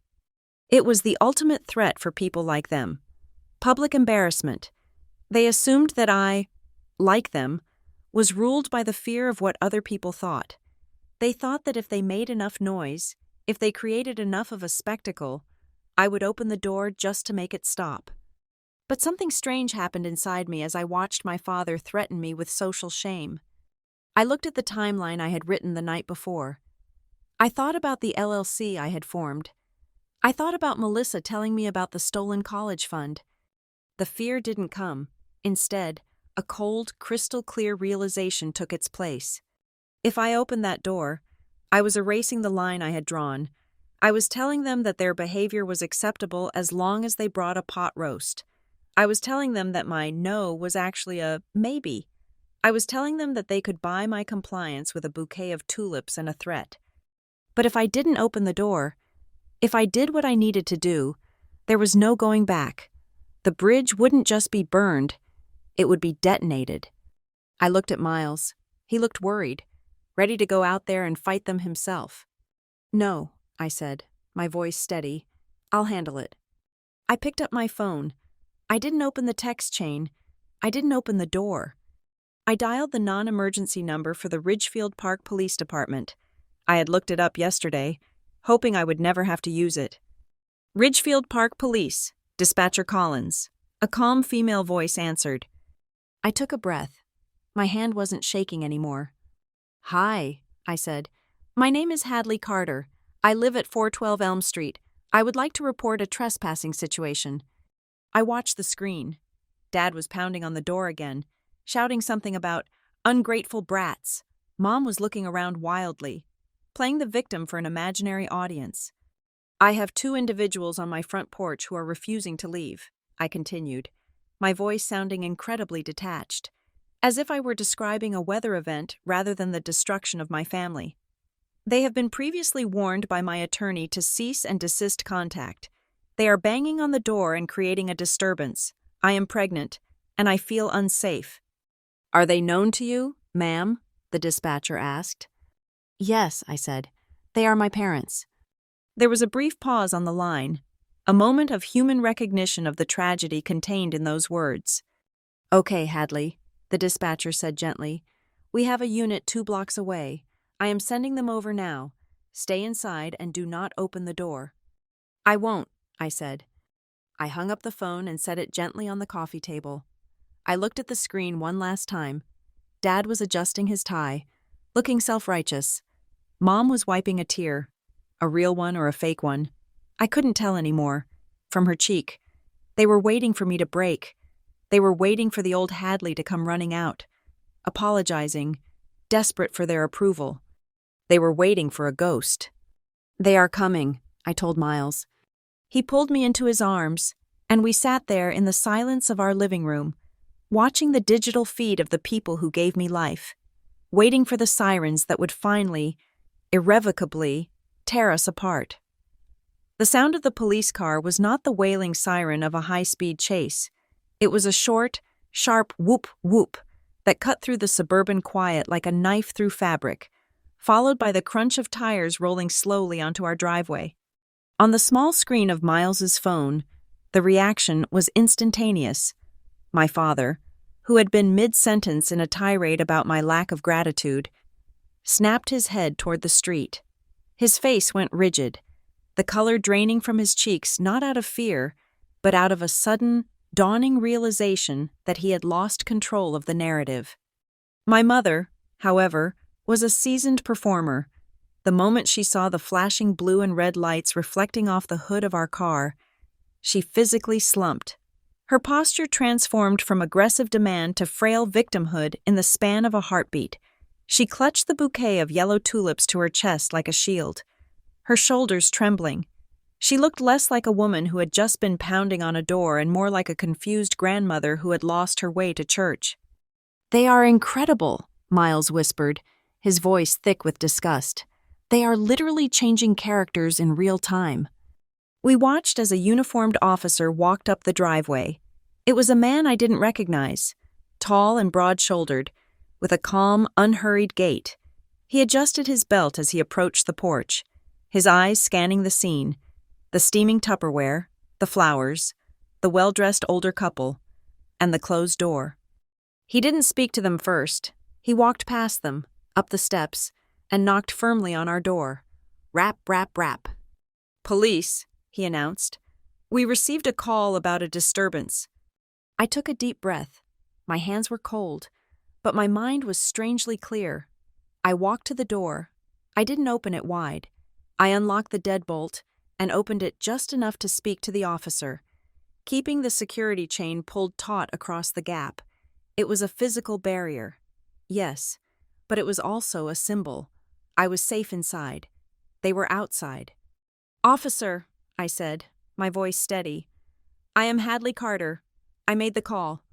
The officer looked at me, then glanced back at my parents, who were standing at the bottom of the porch steps now, looking up with wide, pleading eyes. "Ma'am," the officer said, turning back to me, "these individuals claim to be your parents. They say they are here for a scheduled visit to bring you food. Is that correct?" I looked past the officer's shoulder. My mother let out a small, choked sob. "We just wanted to see our daughter," she wailed softly. "She is pregnant. We brought her favorite roast." "No," I said, cutting through her performance with a single word. I looked directly at the officer. "They are my parents, but they are not here for a visit. They have been asked repeatedly, both verbally and through my attorney, to leave my property. They are trespassing. I want them removed." The officer nodded. He didn't look surprised. He had likely seen enough domestic disputes to know that the person holding the flowers isn't always the innocent one. He turned to face them. "Folks," he said, his voice polite but firm, "the homeowner has asked you to leave. You need to return to your vehicle and move along." "This is ridiculous," my father sputtered, stepping forward. He gestured at the house as if he had paid for the bricks himself. "Officer, my daughter is not thinking clearly. She is under a lot of stress. Her husband, that man inside, he is putting ideas in her head. We are just trying to help her. We need a place to stay temporarily because of a complex real estate transition with her brother. It is a family matter." "It is not a family matter," I said through the crack in the door. "It is a legal matter. You sold your house. You gave your money away. That does not give you the right to invade my home." "She is hormonal," Mom cried out, grabbing the officer's arm before he gently pulled away. "Officer, please, she is having a baby. She doesn't mean it. If you just let us in, we can calm her down. She needs her mother." It was a masterstroke of manipulation. She was painting me as the hysterical pregnant woman who couldn't be trusted with her own decisions, and herself as the benevolent caretaker. The officer wasn't buying it. He stepped between them and the door, creating a physical wall. "Ma'am, sir," he said, and his voice dropped an octave, losing its conversational tone. "I am going to say this one time. You are on private property. The owner has revoked your permission to be here. I see in the notes that there was a similar incident at a rental property in Maple Glen earlier this week involving the same parties. This is becoming a pattern." My father stiffened. "We have rights to see our grandchild." "The child isn't born yet, sir," the officer said dryly. "And even if it were, that is a matter for family court, not for my patrol beat. Right now, if you do not walk to your car and leave this neighborhood, I will be forced to issue a citation for trespassing. Or worse. Do we understand each other?" The silence that followed was heavy. My father looked at the officer, then at the closed door where I stood. He realized, finally, that his authority had no currency here. He couldn't bully a badge. He couldn't guilt-trip a statute. He turned his head slowly and looked directly into the camera lens of the doorbell. He knew I was watching. He knew Miles was watching. His face contorted into a mask of pure, unadulterated venom. "You will regret this, Hadley," he said. His voice was low, a growl that vibrated through the speaker in our living room. "You are choosing strangers over your own blood. You are choosing a police officer over your father. When you need us, and you will need us, do not bother calling. You are dead to us." I stood behind the door, listening to the words that should have shattered me. "You are dead to us." It was the nuclear option. It was the thing I had spent my entire life trying to avoid. I had studied hard, worked 3 jobs, lent them money, and swallowed my pride 1,000 times just to avoid hearing those specific words. But now that they were hanging in the air, I didn't feel shattered. I felt light. It was the lightness of a prisoner who realizes the jail cell was never locked. If being alive to them meant being a resource to be exploited, then being dead to them meant I was finally free. "I won't be calling, Dad," I whispered, though he couldn't hear me. "And I won't be regretting." The officer gestured toward the street. "Let's go, folks. In the car." My mother let out one last, theatrical wail. Dropping the Tupperware container on the porch steps, it cracked open, spilling the pot roast and caramelized onions onto the concrete, a ruined offering. She turned and walked down the driveway, leaning heavily on my father as if she were swooning. They walked slowly, deliberately. They looked back at the neighboring houses, checking to see if Mrs. Higgins or the mailman was watching their tragic exit. I knew exactly what they were doing. They were gathering material. By tonight, the story in the group chat would be that I had called the police on my elderly parents who just wanted to bring me dinner. They would leave out the threats. They would leave out the demands for housing. They would leave out the $650,000. But I didn't care about the group chat anymore. I had the police report, I had the footage, and I had the truth. We watched on the phone screen as they got into their car. The officer waited until they backed out of the driveway and drove down the street, turning the corner and disappearing from view. Only then did the officer get back into his patrol car and drive away in the opposite direction. The street was quiet again. The only evidence they had been there was the spilled roast on the porch, steam still rising from the onions in the cool air. I closed the door and locked the deadbolt. Then I slid the chain back into place. Then I engaged the secondary lock Miles had installed last year. I turned around and slid down the door until I was sitting on the floor. My legs splayed out in front of me. The adrenaline was leaving my body in a rush, leaving me shaking. Miles was there in an instant. He sat down next to me, wrapping his arms around my shoulders and pulling me into his chest. He didn't say anything for a long time. He just held me while I breathed, in and out, shaky and shallow. "Are you okay?" he asked finally, his voice soft against my hair. I rested my head on his shoulder and thought about the question. Was I okay? My parents had just told me I was dead to them. My family was gone. The people who were supposed to love me unconditionally had proven that their love was entirely conditional on my submission. "No," I said honestly. "I am not okay. My heart hurts. I feel like I just cut off a limb." I looked up at him, and despite the tears that were finally starting to pool in my eyes, I managed a weak smile. "But Miles? For the first time in 30 years, I feel like I'm standing on my own 2 feet. I feel like I finally picked myself." "You did," Miles said, kissing my forehead. "And I am so proud of you. That was the bravest thing I've ever seen." I moved my hand to my stomach, resting it over the place where our child was growing. The baby was quiet now, settled. I closed my eyes and made a silent vow, a promise that felt more sacred than any wedding vow or legal contract. "You will never know this. I promise the baby. You will never know what it feels like to be a retirement plan. You will never know what it feels like to be second best. You will never have to buy my love with your silence or your money.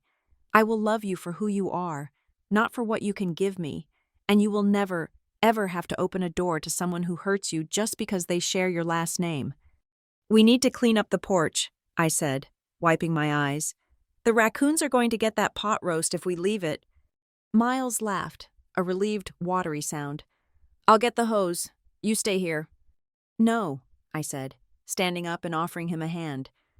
We'll do it together. We do everything together now. The invasion was over. The enemy had been repelled, and as I stood in the hallway of my quiet, safe home, I realized that while I had lost a set of parents, I had saved a family, the one that actually mattered, the one I was building. 2 days after the police cruisers faded from my street, my phone rang again. It was Logan. I had expected this call. In fact, I had been waiting for it. The silence from the rest of the family had been absolute, a vacuum created by my email. But Logan was different. Logan was the golden boy, the one who had never been told no in his entire life, and he was currently sitting on a pile of cash that came with a heavy side of moral debt.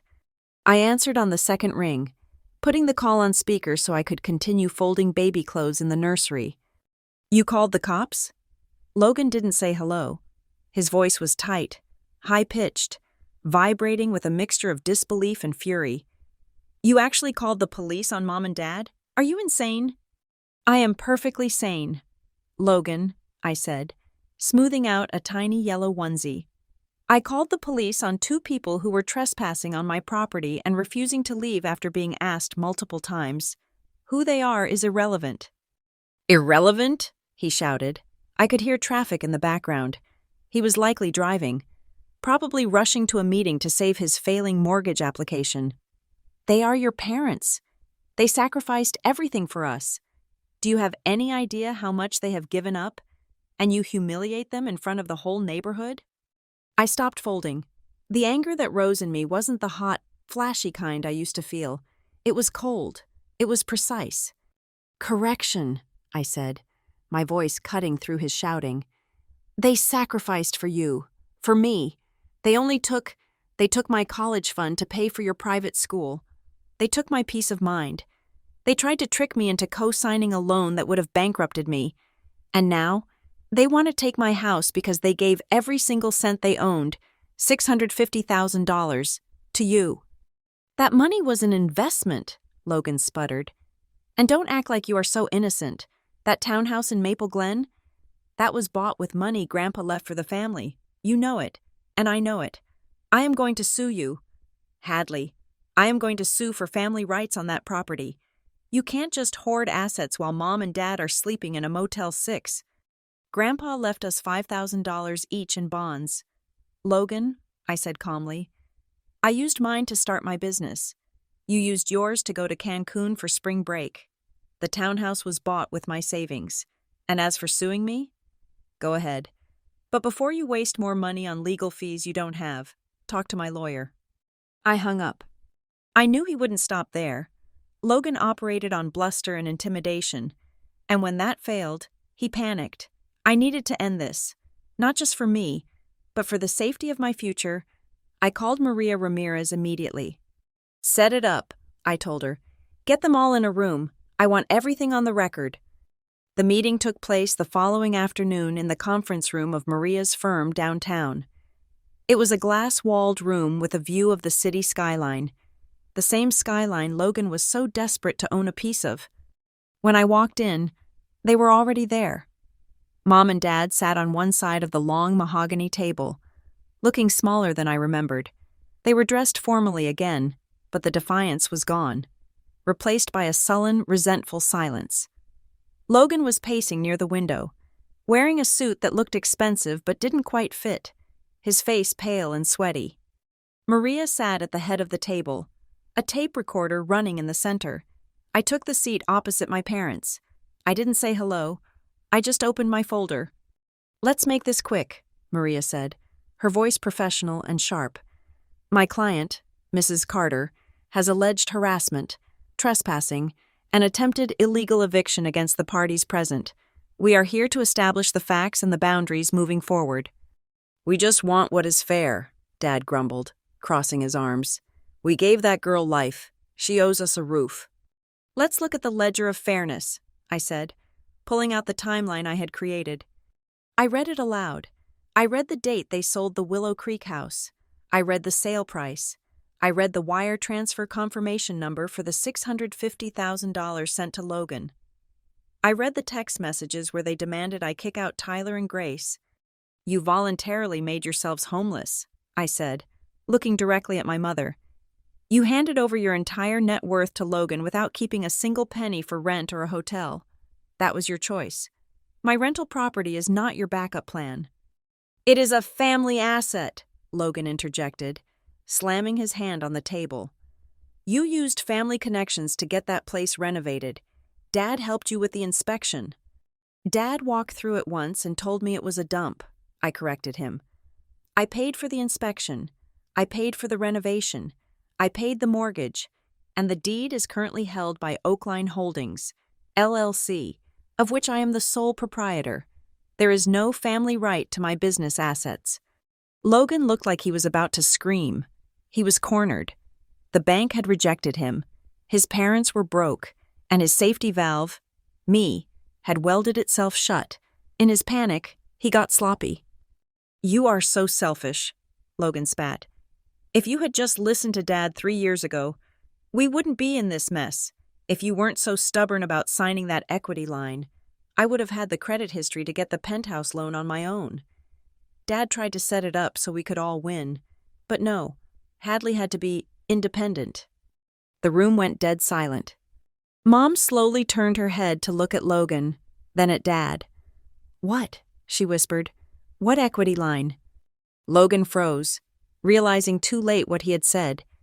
3 years ago," I said, my voice quiet, but carrying to every corner of the room, "Dad tried to trick me into co-signing a $150,000 loan against my own home to funnel money to Logan. He told me it was a character witness form. He tried to commit fraud against his own daughter." Mom looked at Dad. Her face was pale.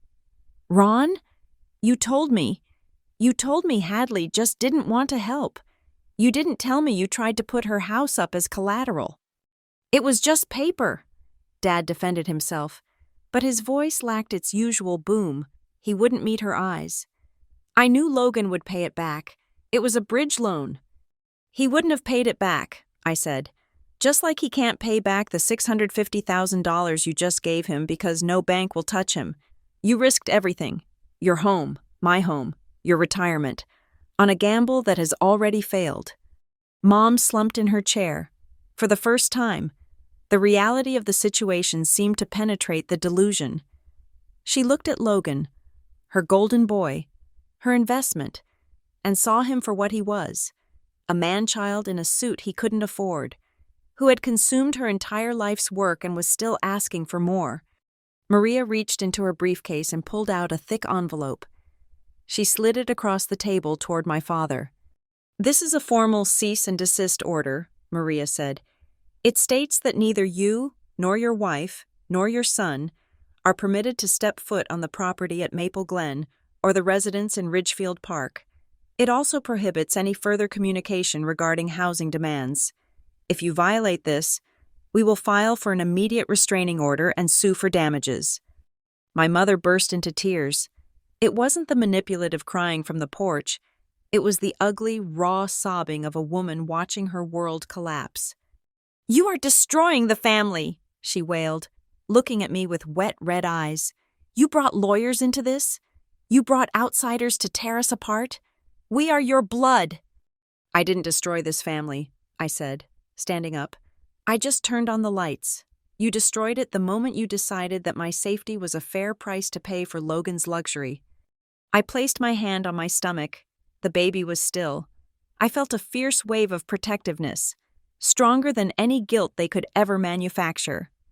"I cannot choose where I came from," I said, looking at the three of them, a tableau of dysfunction that had defined my life for 30 years. "But I have the right to choose the environment where my child will grow up, and I promise you, it will not be a place where boundaries are trampled in the name of love. It will not be a place where one child is the idol and the other is the sacrifice. I didn't wait for a response.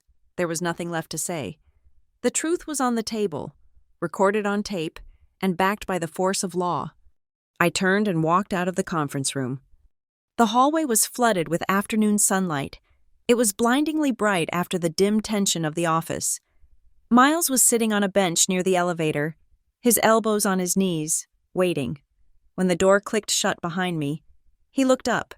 He didn't ask how it went. He just stood up and held out his hand. I took it. His grip was warm and solid. We walked to the elevator in silence.